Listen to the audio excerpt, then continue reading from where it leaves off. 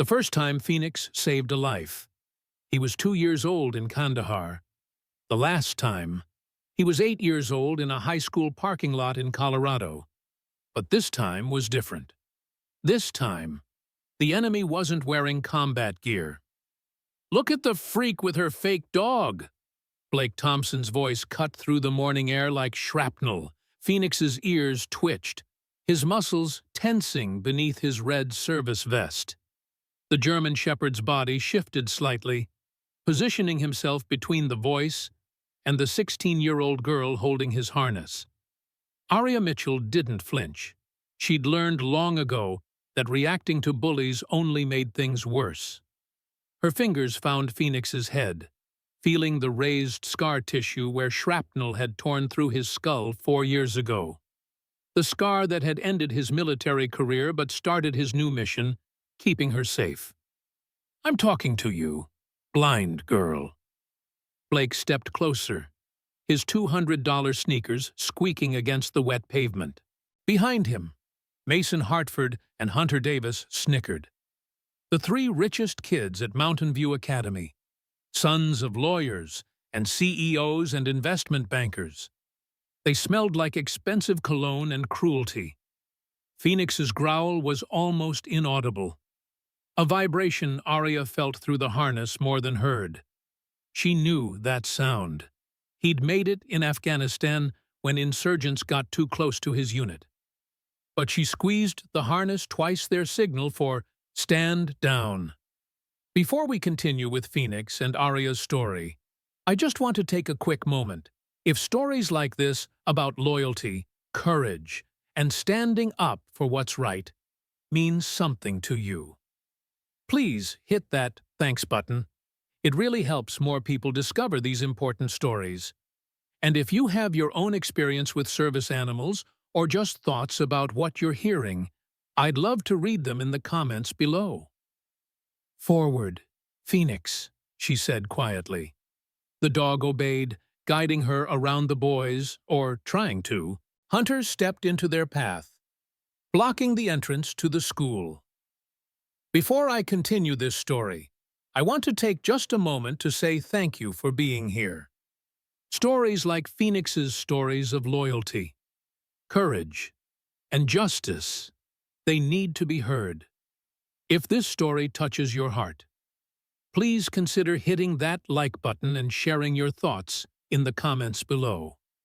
Your engagement helps these important stories reach more people who need to hear them. And if you believe in what we're doing here, if these stories inspire you or move you, there's a small thanks button right below this video. Any support you choose to give helps us continue bringing you these powerful true stories that remind us all of the good in this world. Every contribution, no matter how small, helps us reach someone who might be going through their own struggle and needs to hear that justice and hope are real. Thank you for being part of this community. Now, let's return to Arya and Phoenix, because what happens next will stay with you forever. "My dad says service dogs are just a scam for attention," Hunter announced.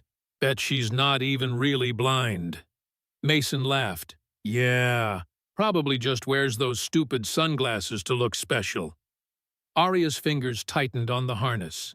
Beneath her hand, she felt Phoenix's medals shift under his vest, a purple heart and a bronze star, hidden where no one could see them. They didn't know. How could they? All they saw was a girl with clouded eyes and a dog. "Excuse me," Arya said calmly. "We need to get to class." Blake moved closer. Too close. Phoenix's training kicked in. He pressed his 70-pound body against Arya's legs, creating a barrier. His lips pulled back slightly, revealing teeth that had once torn through enemy combatants' weapons. "Oh, scary dog," Blake mocked. "What's he gonna do bark at me?" The first bell rang. Students streamed past them, some stopping to watch, most hurrying by with averted eyes. Nobody wanted to get on Blake Thompson's bad list. "Please move," Arya said.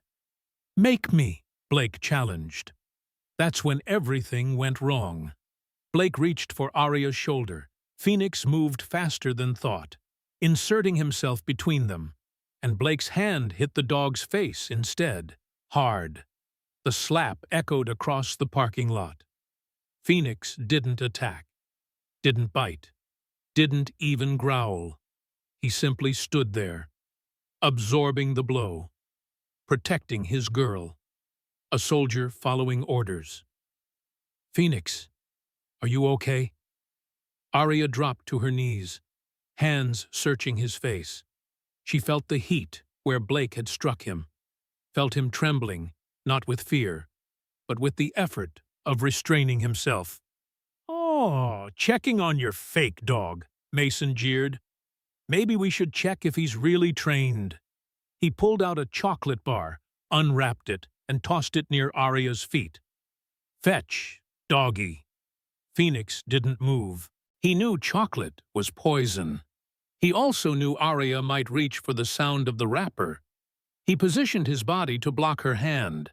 "Stupid mutt won't even fetch," Hunter complained. He kicked at Phoenix's side.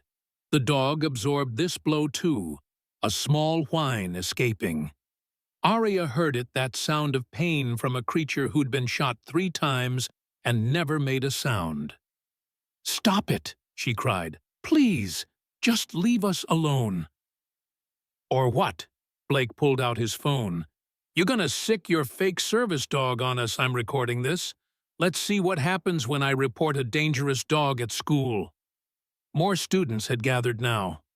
A circle of witnesses too afraid to help, too curious to leave. Someone whispered, "That's messed up." Nobody moved. Blake grabbed Phoenix's vest, yanking on it. "Let's see what's under here. Bet it's just a regular collar." "Don't touch him." Arya reached out, her hands finding Blake's arm. "That vest is federal property." "On federal property," Blake laughed, shoving her back. She stumbled, nearly falling. Phoenix caught her weight, steadying her. "You're hilarious." That's when Blake saw it. As Phoenix moved, something metallic glinted under his vest. A medal. "What's this?" Blake reached for it, fingers closing around the purple heart. "A fake medal for your fake dog." He yanked it free, the chain breaking. Phoenix made a sound, then not a growl, not a bark, a keening whine that Arya had only heard once before, when they'd visited the military cemetery where his handler was buried. "Give it back," Arya said, her voice shaking now. "You don't understand. That medal, this piece of junk." Blake held it up, showing it to his friends. "Look, guys, the blind girl put a toy medal on her dog. How pathetic is that?" Mason grabbed it, examining it. "Purple heart. My grandfather has one of these, a real one." He laughed. "This is probably from a costume store." "Please," Arya begged. "That's not fake." Phoenix served in Afghanistan. He saved 13 soldiers. Shut up with your lies." Hunter interrupted. He snatched the medal from Mason, throwing it hard. It skittered across the parking lot, disappearing under a car. "Oops!" Phoenix's whole body shuddered. That medal was the last thing his handler had put on him before dying in his paws. Arya felt his distress through the harness, felt him wanting to retrieve it, but refusing to leave her side. "You know what?" Blake said, pulling out a vape pen. "I'm sick of this act. Let's test if this dog is really trained." He blew smoke directly into Phoenix's face. The dog's eyes watered, his breathing labored. For a moment, just a moment, his legs shook. Smoke. Fire. Afghanistan. The memories crashed over him. But he didn't move, didn't leave Arya's side. "Tough dog," Blake admitted. Then he smiled. Let's see how tough. What happened next would be burned into the memory of every student watching. Blake took his coffee, still hot from the drive-thru, and poured it slowly over Phoenix's back. The dog's body convulsed. His legs trembled. A sound escaped him, pain and confusion and betrayal. The coffee soaked through his fur, burning the skin underneath, finding old scars and making them scream. But Phoenix did not move. He stood there, shaking, whimpering, hot coffee dripping from his sides, and protected Arya. "Stop it! Stop it!" Arya screamed, her hands finding Phoenix, feeling the hot liquid, feeling him shaking. "You're hurting him." "Hurting him," Mason laughed. "He's supposed to be some tough military dog." "Right. This is nothing." Hunter pulled out scissors from his backpack. "Hey, if he's such a hero, he won't mind if we give him a haircut." "No!" Arya tried to shield Phoenix with her body, but Hunter shoved her aside. She hit the ground hard, her sunglasses flying off, revealing eyes clouded white with cataracts. Hunter grabbed Phoenix's ear. The dog could have destroyed him, could have taken his hand off in one bite. Instead, Phoenix turned his head away, accepting what was coming. The scissors cut deep, not just fur flesh. Blood dripped onto the pavement.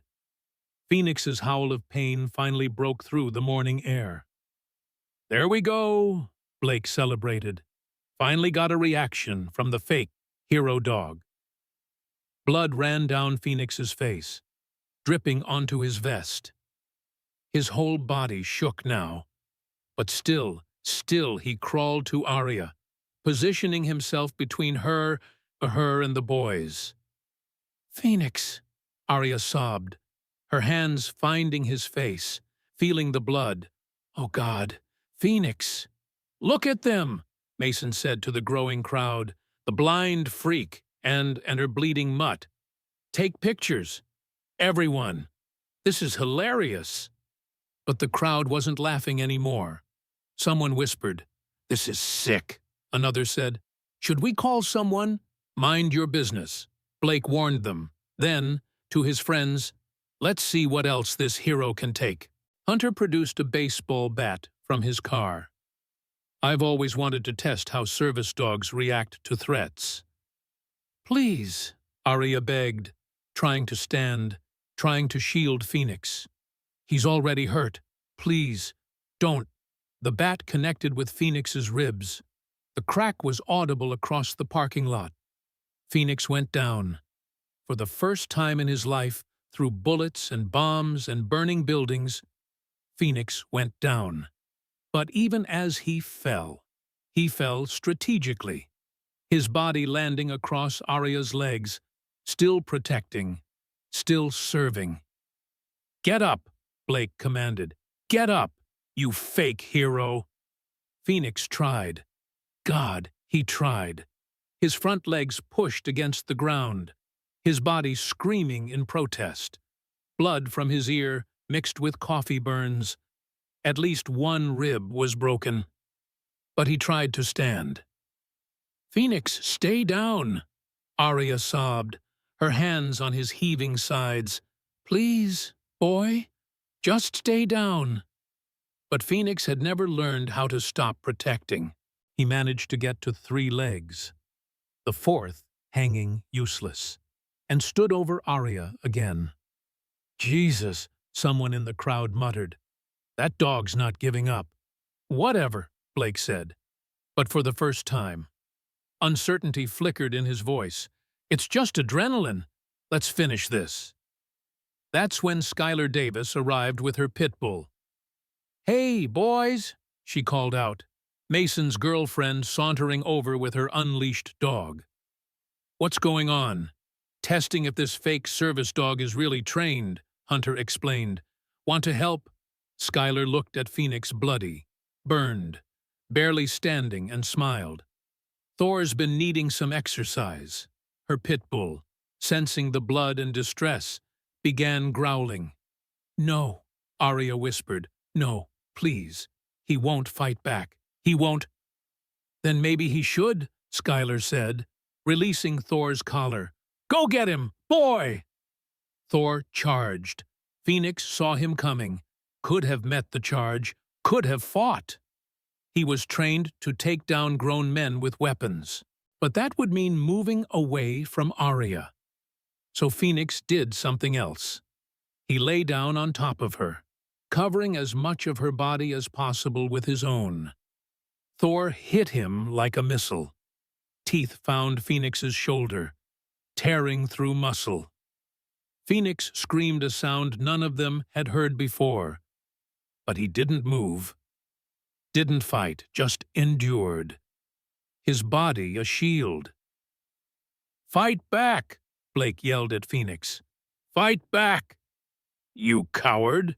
But Phoenix wouldn't. Couldn't. His job was to protect Arya, not himself. Thor shook his head, trying to drag Phoenix away. Flesh tore. Blood painted the asphalt. Phoenix's breathing became labored, wet. "Call him off!" Someone in the crowd finally shouted. "Call your dog off!" Skylar laughed. "Why, the hero dog can handle it." "Right." Arya's hands found Phoenix's face, felt his eyes starting to roll back. His heartbeat under her palm was getting weaker. "You're killing him," she whispered, then louder. "You're killing him." "So?" Blake shrugged. "Just a dog." That's when Arya's fingers found something in Phoenix's blood. Something metal. Dog tags. Not his current ones, his military ones. The ones he'd worn in Afghanistan. She pulled them free, holding them up with bloody hands. "Sergeant Phoenix," she said, her voice cutting through Thor's growls and the crowd's murmurs. "Military working dog, 3 bronze stars, 2 purple hearts, 13 confirmed saves." "Bullshit," Mason said, but his voice wavered. "Serial number K9428, Arya continued, reciting from memory. "Wounded in action, Kandahar province, retired with full honors." She stood up, Phoenix's blood on her hands, her dead eyes somehow finding Blake's. "And every single thing you've done to him," she said quietly, "has been recorded." "What?" Blake laughed nervously. "You're blind. You can't—" Arya pulled out her phone, specialized for the blind. Voice activated. "And streaming. I've been live streaming to the Colorado Military K9 Veterans Association," she said. "They know Phoenix. They know what you've done." The crowd's phones began buzzing. Notifications. Shares. The live stream spreading. "And there's something else you should know," Arya said, kneeling back down beside Phoenix, whose breathing was getting shallower. "My father, Colonel Mitchell, commander of Fort Carson's K9 unit." Blake's face went white. "Phoenix saved his life in Afghanistan," Arya whispered, cradling the dying dog's head. "And now you've killed him." Sirens in the distance, getting closer. Phoenix's tail thumped once against the ground, even now, trying to comfort her. "Good boy," Arya whispered as his eyes began to close. "Good boy. Phoenix, you did your job." The sirens were louder now. Thor had been pulled back, leaving Phoenix's torn body exposed. The crowd was silent except for some crying. Blake tried to run. Mason and Hunter, too. They made it 3 steps before the police cars screeched into the parking lot. Not regular police. Military police from Fort Carson. "Nobody move!" The command voice of soldiers who meant business. But Arya wasn't listening.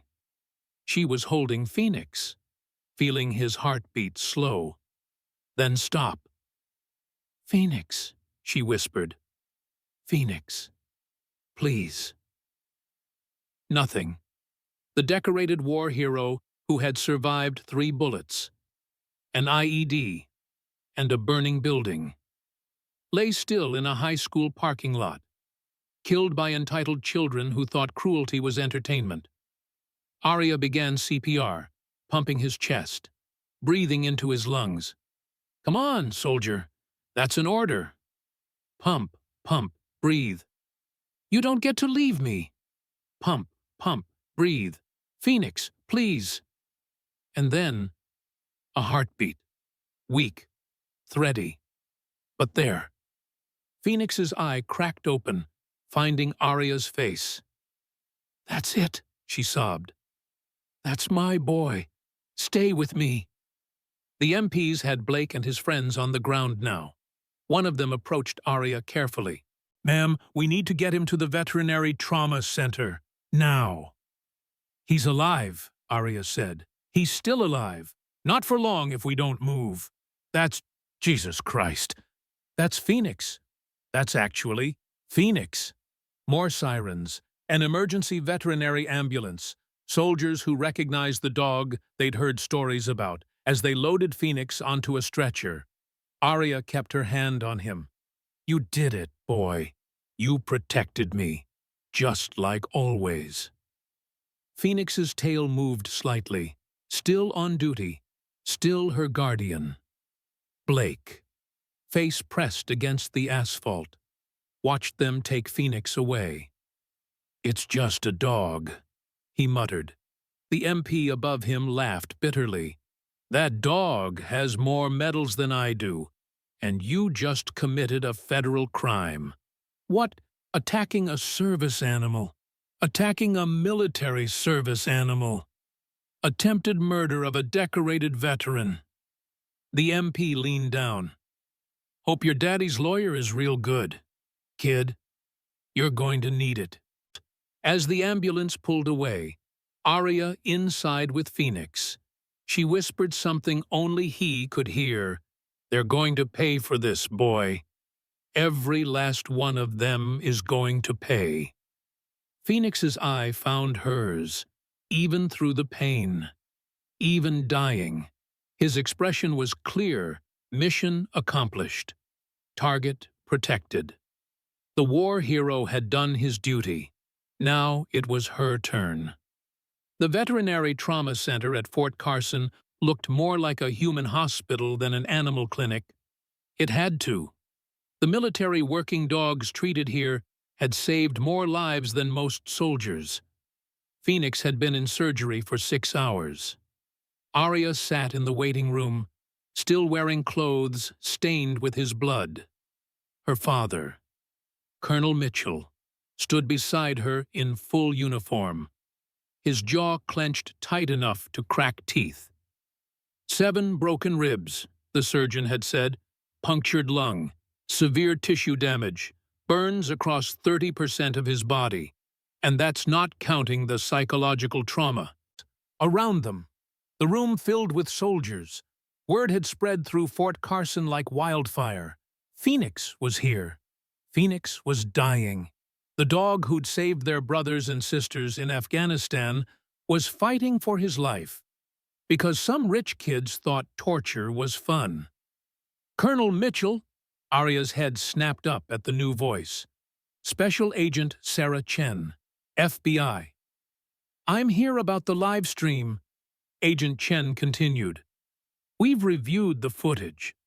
What those kids did, it's not just assault on a service animal. It's torture. It's a hate crime. And because Phoenix is federally registered, it's our jurisdiction now. Good, Colonel Mitchell said quietly. Too quietly. The kind of quiet that preceded storms. There's more, Agent Chen said. The boy, Blake Thompson. This isn't his first incident with animals. We found something. She handed the colonel a file. His face darkened as he read. 3 dogs, he said. He's poisoned 3 dogs in his neighborhood. Parents paid off the owners. Not this time, Agent Chen promised.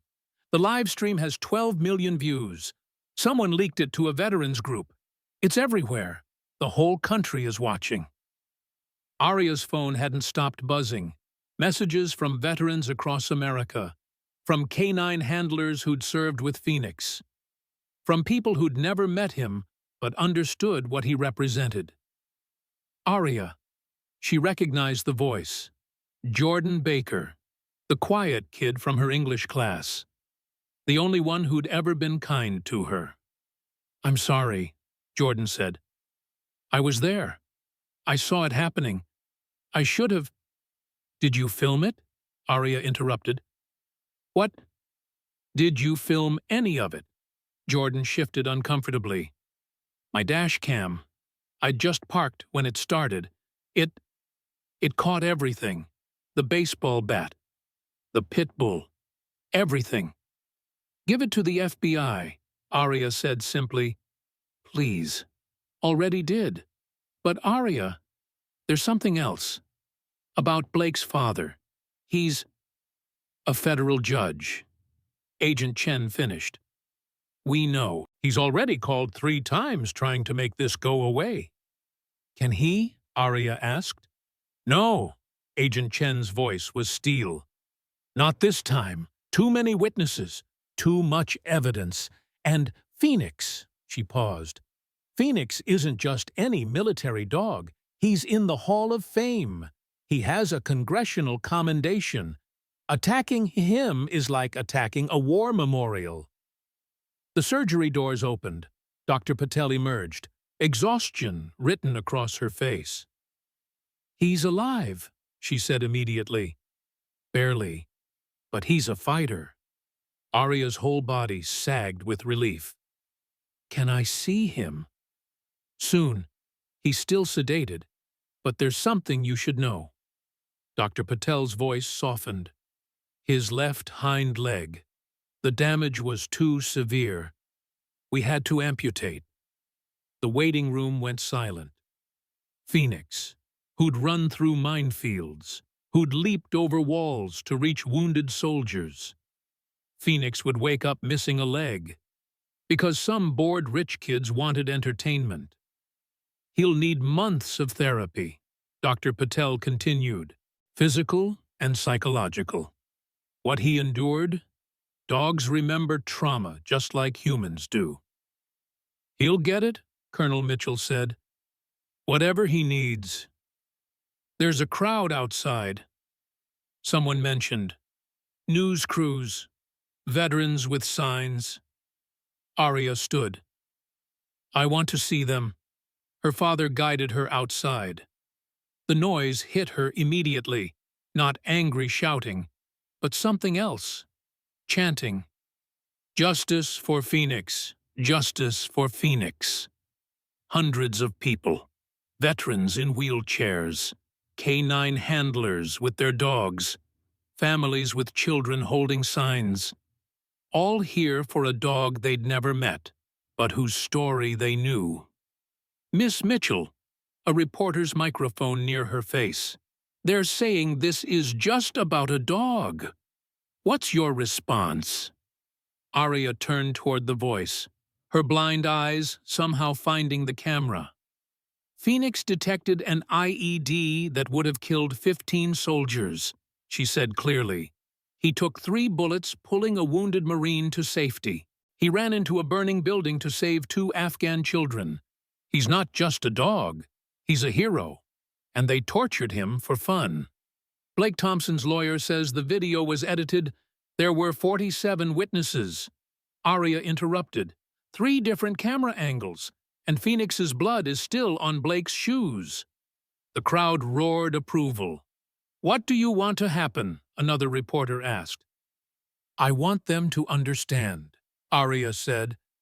"When you attack a service dog, you're not just hurting an animal. You're attacking someone's lifeline, someone's freedom, someone's guardian angel." Her voice broke slightly. "Phoenix was my eyes, my protector, my best friend, and they tried to kill him because they were bored. 3 days later, Phoenix woke up. Arya was there, her hand on his head. When his eye opened, he tried to stand immediately, protect Arya. Always protect Arya, and discovered his leg was gone. The confusion in his whine broke her heart. "It's okay, boy," she whispered. "You're safe. We're safe." Phoenix's nose found her hand, checking her for injuries. Still on duty, even now. "The vet says you're a miracle," she told him. "Says any other dog would have died, but not you. Not my soldier." His tail thumped weakly. That same day, the arrests happened. Blake Thompson, pulled from his mansion in handcuffs, while news helicopters circled overhead. His father, Judge Thompson, screaming about lawsuits and connections. Mason Hartford, crying as they led him away. His prosecutor father unable to help. Hunter Davis, trying to run, tackled on his own lawn. Skylar Davis, still insisting it was just a joke as they read her rights. The charges were federal: conspiracy to commit torture, aggravated assault on a service animal, attempted murder of a military working dog, hate crime enhancements. The prosecutors weren't playing games. "Each charge carries 5 to 15 years, Agent Chen told Arya. "And we're pursuing maximum sentences." But it was the public response that truly shocked everyone. Justice for Phoenix became the top trending topic globally. The video, the full, unedited horror of it was everywhere. News channels played it with warnings. Talk shows discussed it. Veterans organizations mobilized. Someone leaked Blake's previous incidents: the 3 poisoned dogs, the cats he'd shot with BB guns, the pattern of escalation. Then came the other victims, a girl from Blake's previous school. "He broke my service dog's tail, said it was an accident." A veteran from Mason's neighborhood, "He would throw rocks at my PTSD dog." A blind man from Hunter's Country Club, "He put glass in my guide dog's food bowl." 13 people. 13 service dogs, all too afraid or too poor to fight back before. Not anymore. The trial date was set. But first, Phoenix had to testify. Yes, dogs could testify, not with words, but with presence. 6 weeks after the attack, Phoenix entered the courtroom, 3 legs instead of 4, shaved patches where the burns had been, a prosthetic being fitted, but not ready yet.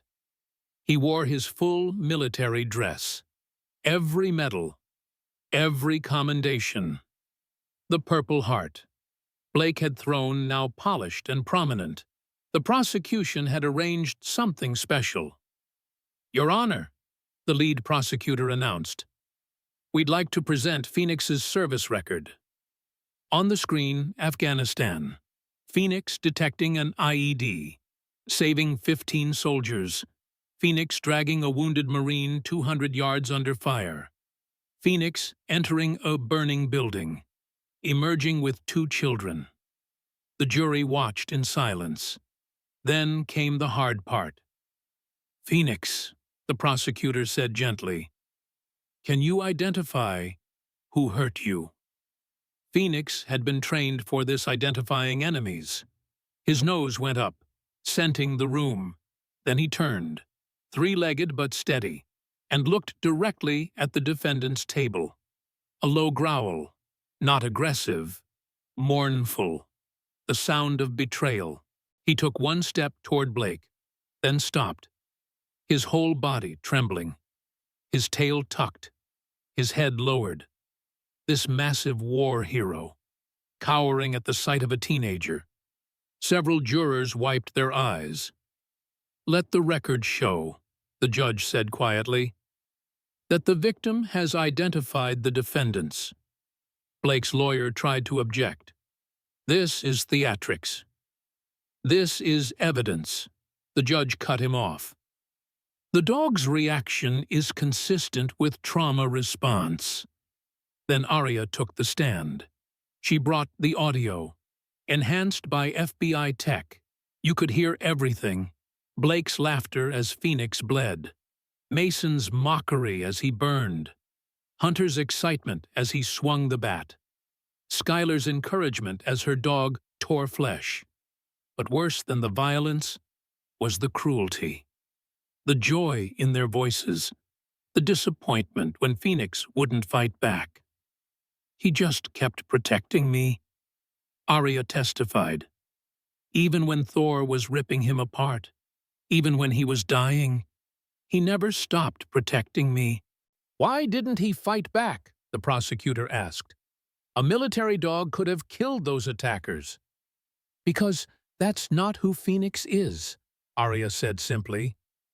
He's not a weapon. He's a guardian. He only knows how to protect, not attack. The defense tried. They really did. Kids make mistakes, Blake's lawyer argued. This was a prank gone wrong. The prosecutor's response was devastating. A prank. She pulled up the video. Let me show you their prank. Blake pouring hot coffee, laughing. Hunter swinging the baseball bat, celebrating. Mason cutting Phoenix's ear, joking. Skylar releasing her dog, cheering. This isn't a prank, the prosecutors said. This is torture. Premeditated, filmed, celebrated.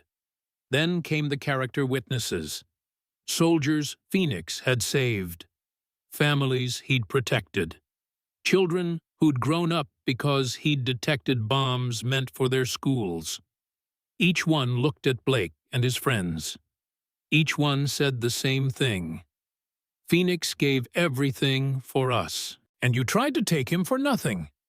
The jury deliberated for 2 hours. Guilty. All counts.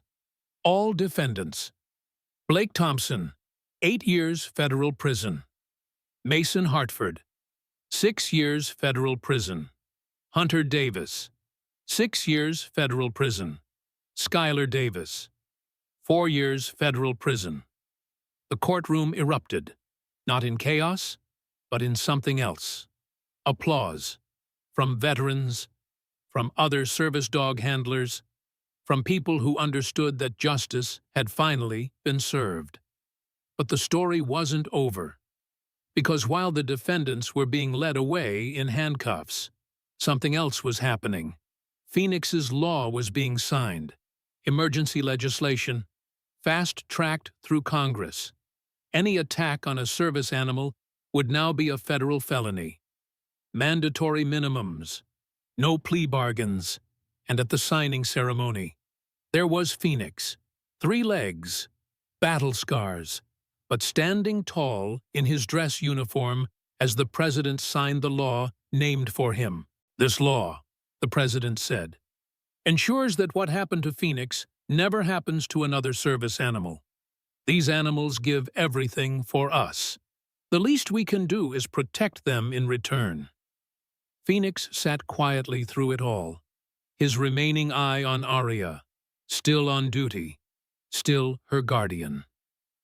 6 months later, Mountain View Academy had a new student, a young veteran, injured in Syria, with her service dog.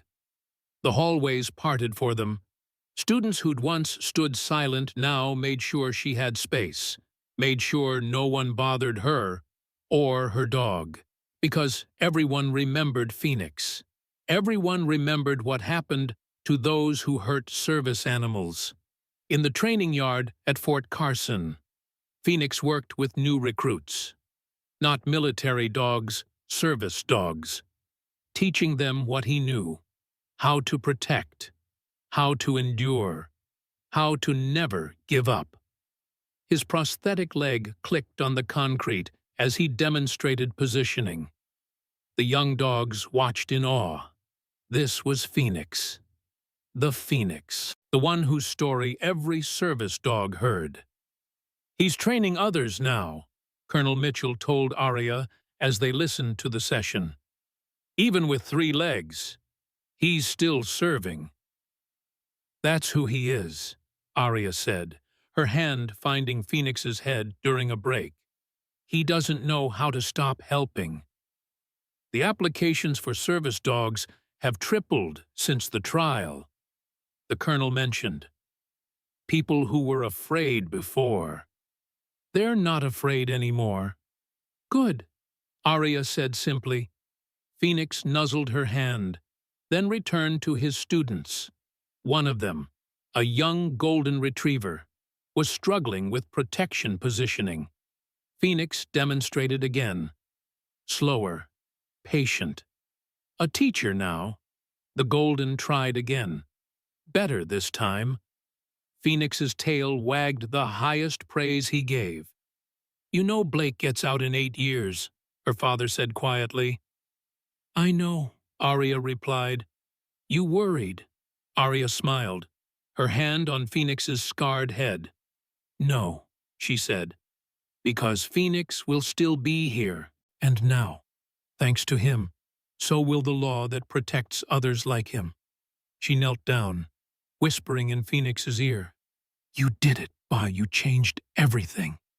Phoenix leaned into her, his weight solid and reassuring despite the missing leg. A hero's work was never done. But at least now, heroes like Phoenix would never stand alone. Justice had been served. Laws had been changed. Lives had been saved.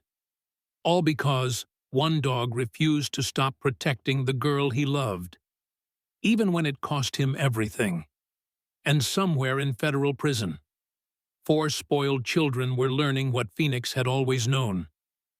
True strength isn't about power. It's about protecting those who can't protect themselves, even if it costs you everything. Especially then. You know Blake gets out in 8 years, her father said quietly. I know, Arya replied. You worried? Arya smiled, her hand on Phoenix's scarred head. No, she said, because Phoenix will still be here, and now, thanks to him, so will the law that protects others like him. She knelt down, whispering in Phoenix's ear.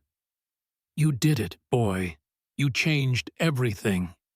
Phoenix leaned into her, his weight solid and reassuring despite the missing leg. But the story didn't end there. 2 years later, Arya stood at a podium at the National Service Dog Memorial dedication. Phoenix sat beside her, his prosthetic leg gleaming in the sunlight. Behind them, a bronze statue captured the moment he'd shielded her from Thor, a permanent reminder of sacrifice and loyalty. Phoenix taught us something, Arya said into the microphone, her voice carrying across the crowd of thousands. That courage isn't the absence of fear. It's protecting others despite that fear. It's choosing love over survival. In the audience, a young girl sat with her new service dog trained by Phoenix himself. She'd been attacked at her school. Her first service dog killed by bullies who thought it was funny. Phoenix's law had put them away. Phoenix's training program had given her hope again. Some people ask me, Arya continued, if I forgive Blake and the others. The truth is, forgiveness isn't mine to give. It's Phoenix's. And every day, when he trains new service dogs, when he helps veterans with PTSD, when he visits schools to teach children about respect and compassion, he shows us what forgiveness looks like. It looks like turning your pain into purpose. Phoenix's ear, the one Hunter had cut, twitched at the sound of applause. The scar was still visible, would always be visible. But he wore it like another medal. After the ceremony, a reporter asked Phoenix's trainer at Fort Carson what made Phoenix special. Most dogs would have become aggressive after what happened. The trainer said, most would have lost trust in humans. But Phoenix, he became gentler, more patient. It's like he understood his mission had changed. He wasn't just protecting Arya anymore. He was protecting every service dog that would come after him. That night, in their quiet home, Arya sat with Phoenix on the porch. His breathing was slower these days, his muzzle graying. The vet said he had maybe 2 more years, 3 if they were lucky. "You know what?" Arya said softly. "We did good, boy, real good." Phoenix's tail thumped against the wooden boards. Once, twice. His way of saying yes. In federal prisons across the country, 4 young adults served their time, but Phoenix had already moved on. He had dogs to train, children to teach, and a girl to protect. Because that's what heroes do. They endure. They forgive. They keep serving, even if it costs them everything. Especially then, and somewhere in America. Every single day. A service dog walks safely beside their human, protected by Phoenix's law, inspired by Phoenix's courage, carrying on Phoenix's legacy, one paw print at a time.